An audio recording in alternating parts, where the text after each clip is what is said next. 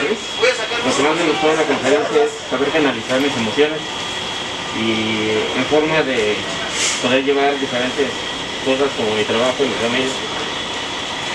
Sí, bueno, mi nombre es José Armando Tiburcio Rosales y pues lo que me llamó la atención de la conferencia son aprender a expresar mis emociones para con las personas, así como para la familia y los compañeros, lo que más me llamó la atención. Buenas tardes, mi nombre es Raúl Armando Gálvez Becerra. Asistí el día de hoy a esta conferencia y me llamó mucho la atención poder hermanar la plática de una comunicación asertiva con el manejo de mis emociones y espero me sirvieron mucho como conocimiento. Muchas gracias.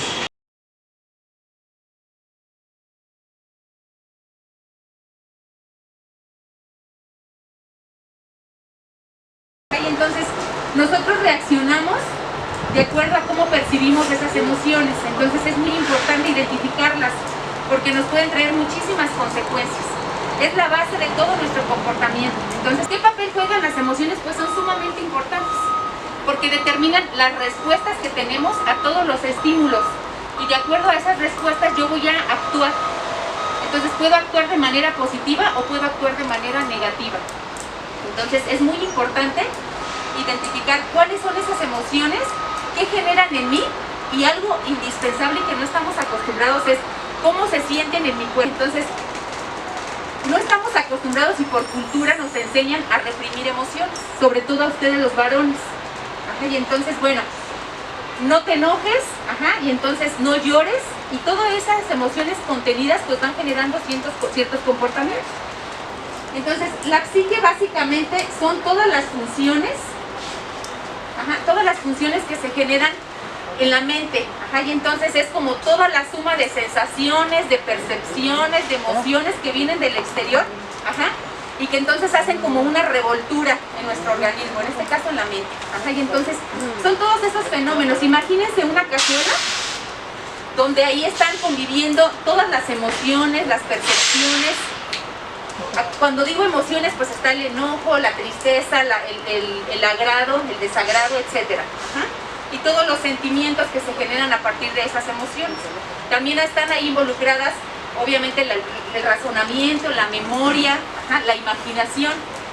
¿De qué depende que la energía sea positiva o negativa? Pues va a depender de las experiencias que yo tenga con el entorno, ¿sí?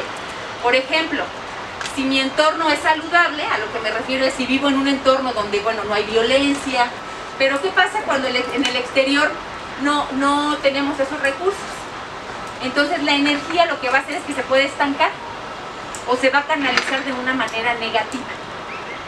Entonces por eso es muy importante que estén equilibrados los pensamientos, las emociones y las sensaciones, porque no somos congruentes. A veces decimos, yo me estoy muy bien, me siento muy bien, pero y entonces de repente voy al baño y entonces ya me enfermé del estómago. Estoy muy bien, acabo de perder a mi papá, a mi mamá por COVID, pero yo me siento muy bien y entonces a los 2 días tengo y eso está comprobado, ¿sí? Ok, me van diciendo si hay algún lado. Y bueno, esta energía de la que yo les hablo, pues tiene 2 vías, es como una carretera cuando ustedes van manejando. Y me dice, si me voy a la izquierda, me voy a la conservación. ¿Qué significa la conservación? Pues tiene que ver con ese no cambio, ahí me voy a quedar. Entonces no voy a salir porque estoy contento, estoy en un estado de confort, pero ¿cuánto tiempo me va a funcionar?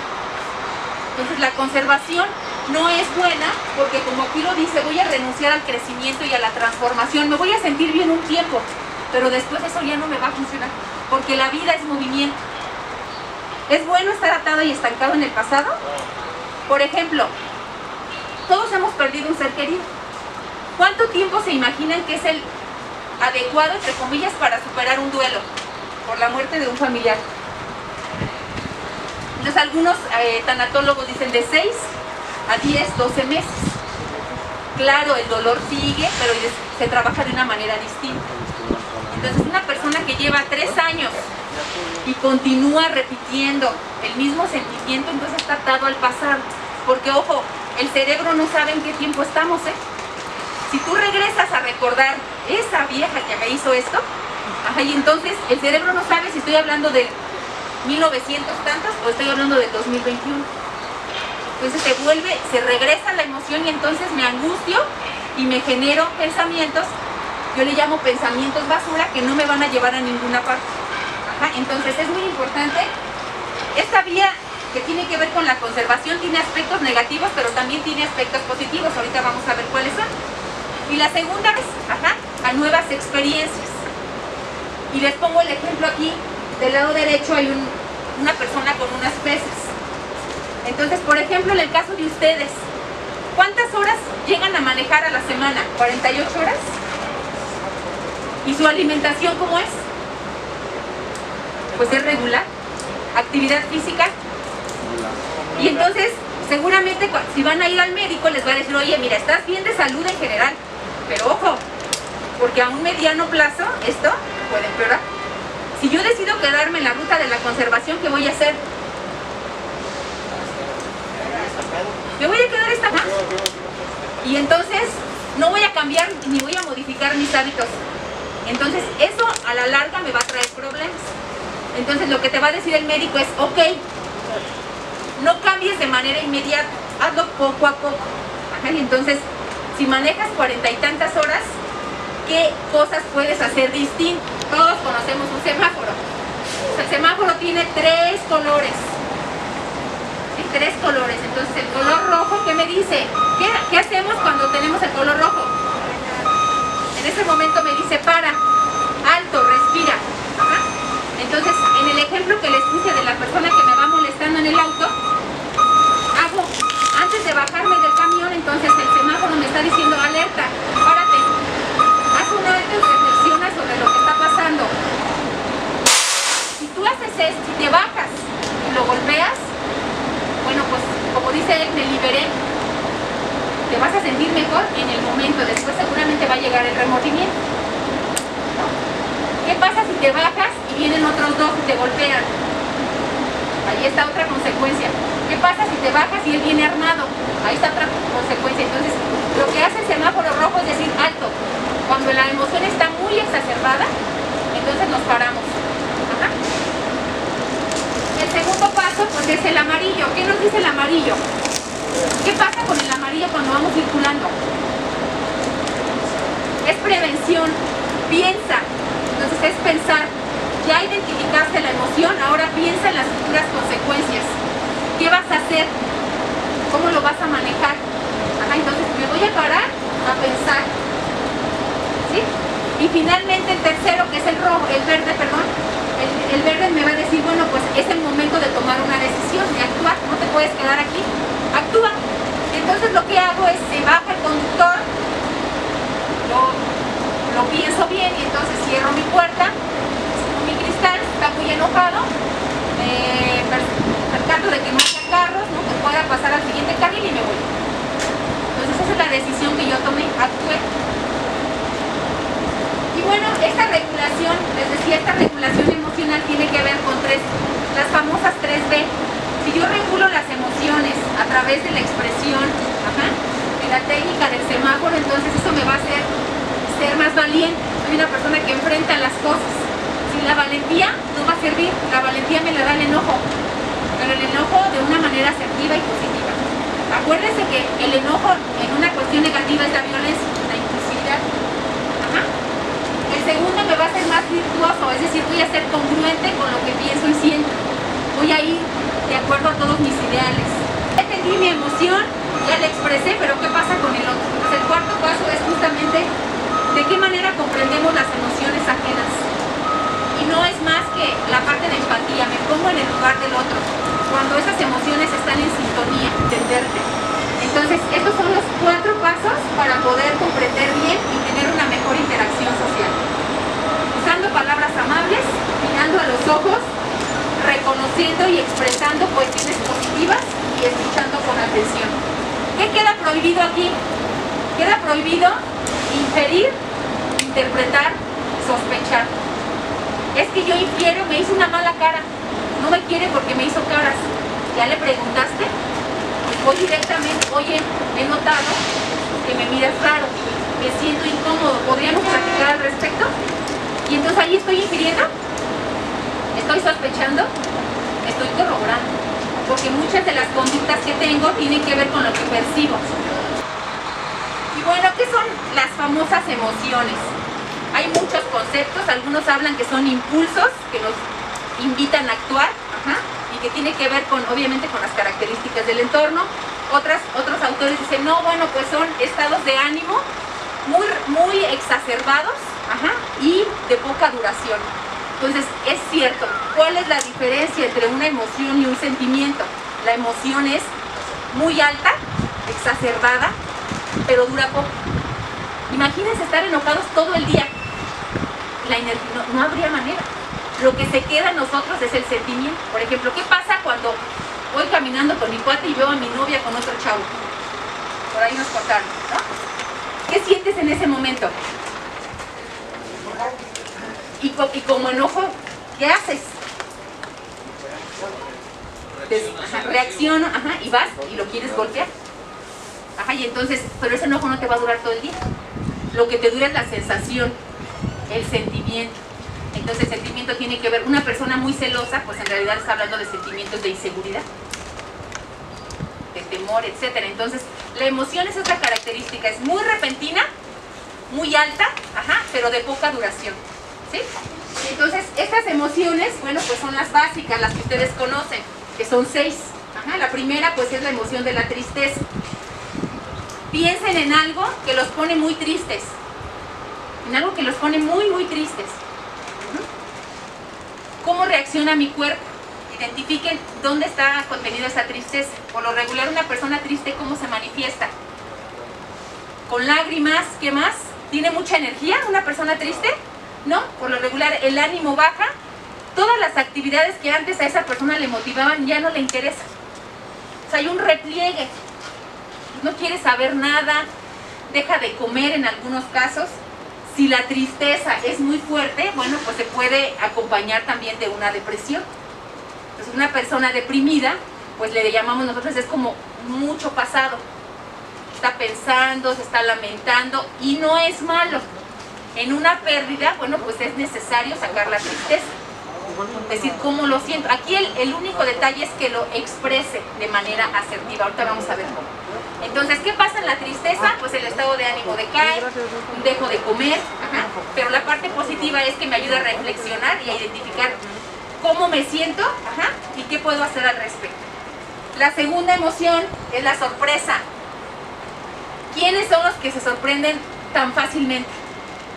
Los niños. Imagínense a un niño. ¿Quién tiene niños pequeños? ¿De qué edades? De 6 años.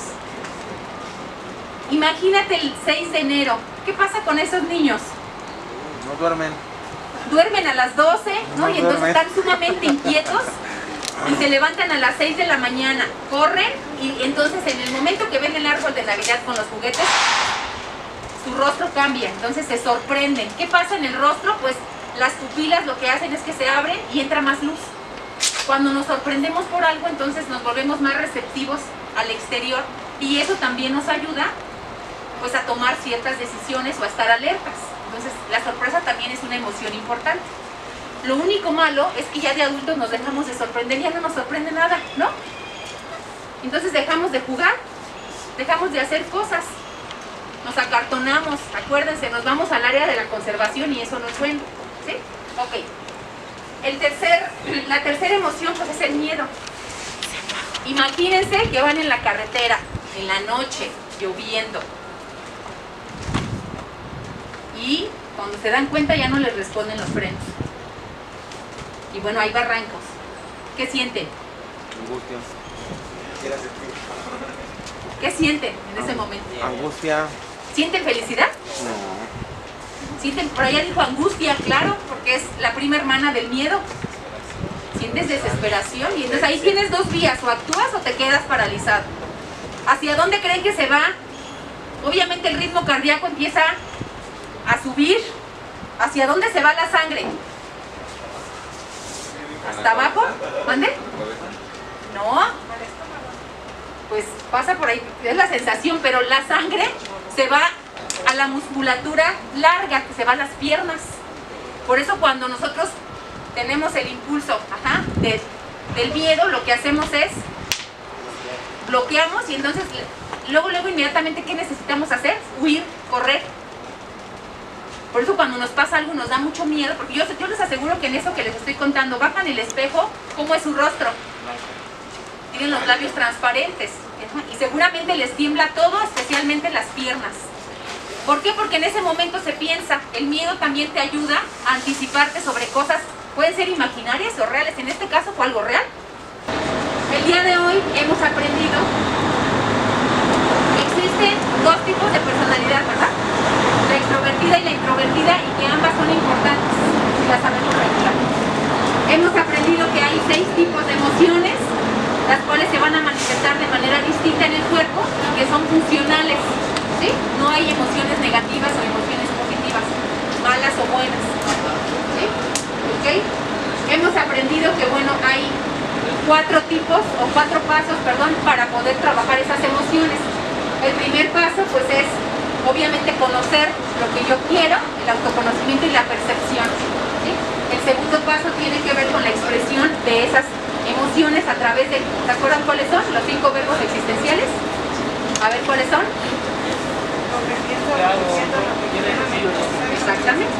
Hemos aprendido también que la ansiedad puede ser una emoción negativa, bueno, disfuncional, vamos a decirlo así, donde me siento atrapado y me siento, pues, con pocas posibilidades para la vida. Entonces, esa es una situación compleja.